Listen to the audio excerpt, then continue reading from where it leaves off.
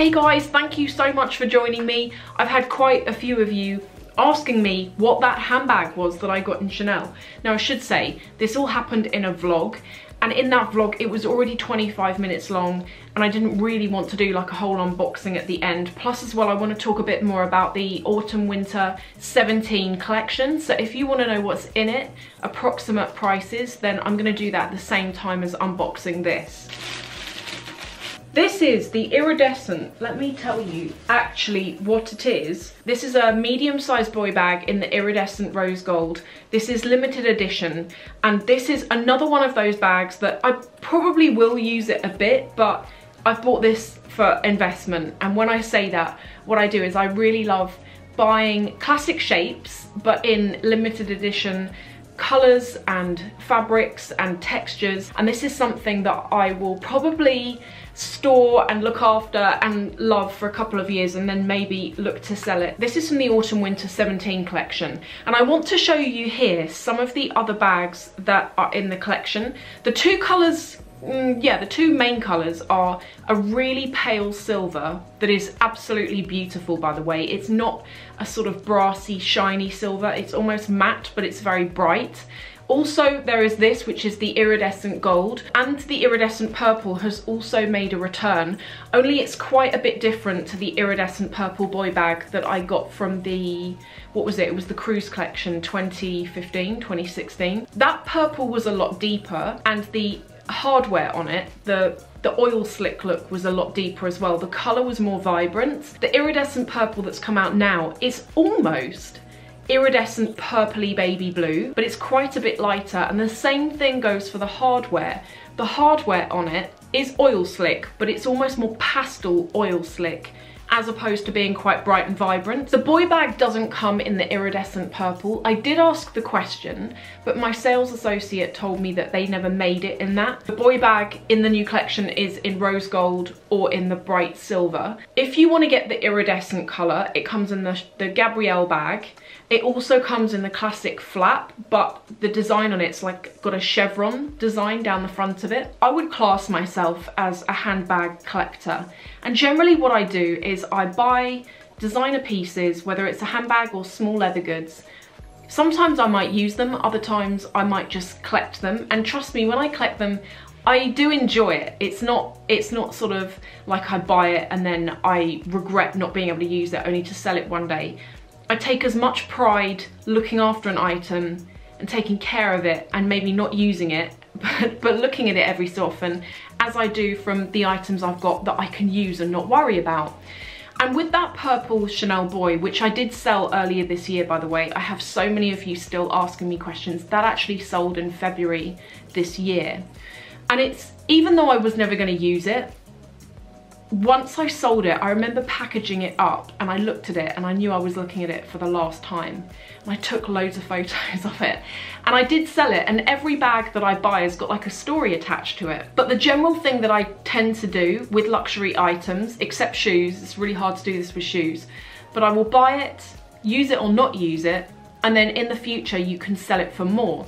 And the way that I do this is, let's say, if you've been with me a while, by the way, I'm really sorry because this is boring, I've spoken about it before, but let's imagine that this bag was £1,000. I wish it was, but let's imagine that this is £1,000. Over the course of time, these brands put their prices up. So let's say you buy it for £1,000 and in 3 years time it's worth £3,000. So what you can then do is sell this for anywhere between £1,000 and £3,000, depending on the condition of it.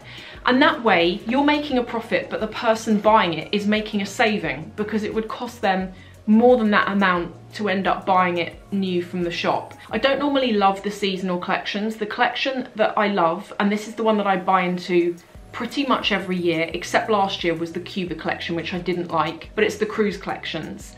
In the depths of winter, they bring out the Cruise collection, and it's these bright, vibrant colours, but it'll be things like a classic boy or a classic flap or a mini, and there will be classic styles that people will always want, but they will be in the most amazing colours and textures. They are what I buy for investment mainly. So with this particular collection, which I normally don't like autumn winter because it's normally like browns and maroons and navies, but when this came out and I saw it, I liked so many of the bags in it. Bags that are in this collection, you've got the boy bag, which comes in all 3 sizes, and it comes in the rose gold and the silver. It comes in caviar in the rose gold. When I looked at the silver, I do believe it was calf skin or goat skin. It wasn't lamb, it was thicker than that, and it was slightly textured, but it wasn't caviar. They've brought back the vanity case, and when I saw it, I was so tempted because one addition they've made to it is it's now available in 3 sizes. Before it was in like a small and a medium. Now there's like a mini size, which isn't so mini you couldn't wear it, and I tried it on and I really did like it, but it was about the same price as the boy, maybe like a little bit less by a couple of £100.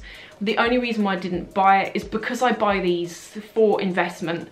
I thought that the vanity case hasn't been around long enough for me to be sure that in 2 or 3 years time people are still going to want it, or even if they're still making it. What else did they have? They had the Gabrielle bag, they had loads of minis that were beautiful. They had this sort of cross stitch effect on the front that you normally see, but they had beading in them. Now the rocket bag, I didn't see this because it wasn't in at the time, but my sales lady was telling me that it is coming in. I'm going to show you what it looks like here.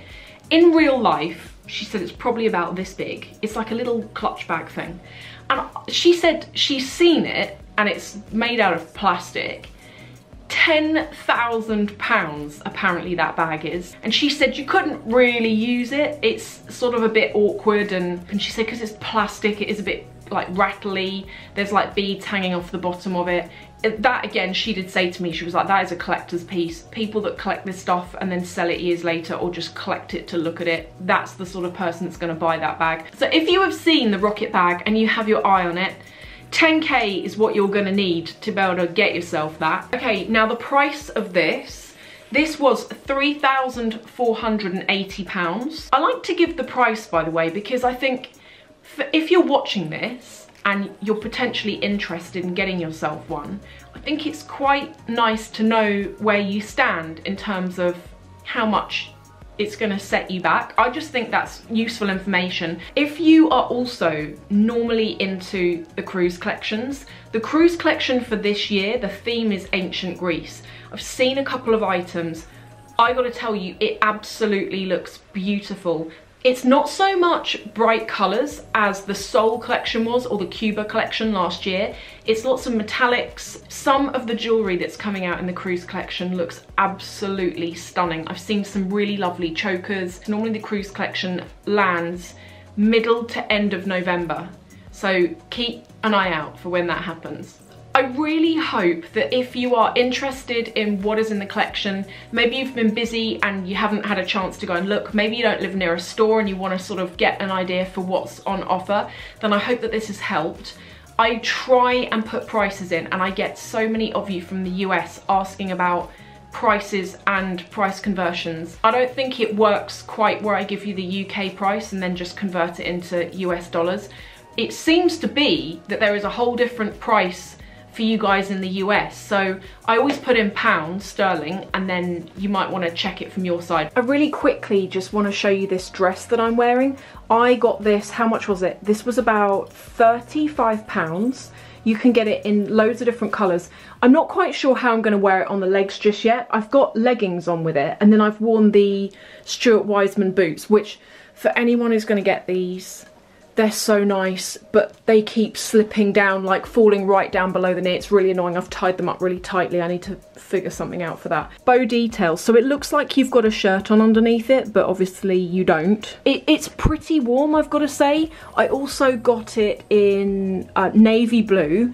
This colour, I don't know if it's showing, but it's sort of like a mushroomy colour. These are the bracelets, which you've seen before, I think. The 2 pearl bracelets I got just recently, actually. The Pave crystal bracelet is from Swarovski, and they don't do it anymore, but I found someone on Amazon who sells them, so I'll link to that. And then this is the watch that I'm wearing. This is probably my favourite one. I feel like I wear this all the time.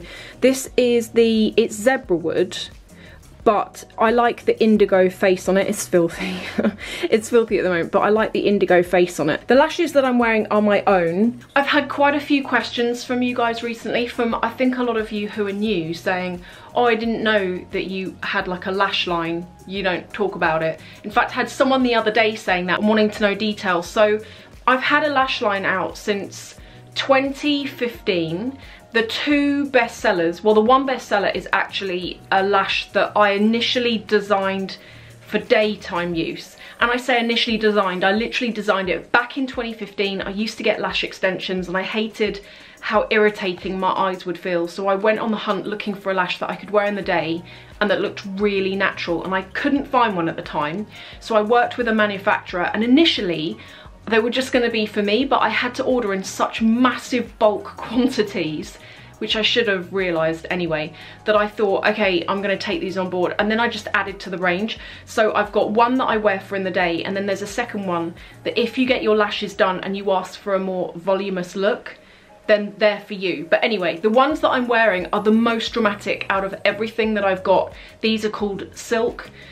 You can go and look at them on my website. That's it really. I've actually done a couple of other Chanel type videos recently. I'm gonna put one here, which was really fun to film, so I'm gonna put that there if you haven't seen it. Why don't you come and join me in another video? And if you haven't, I would love it if you would please subscribe, and all you gotta do is click here on this circular picture of my face, and that will sign you up. Thank you all so much for watching. It means so much to me, and I will see you in the next video.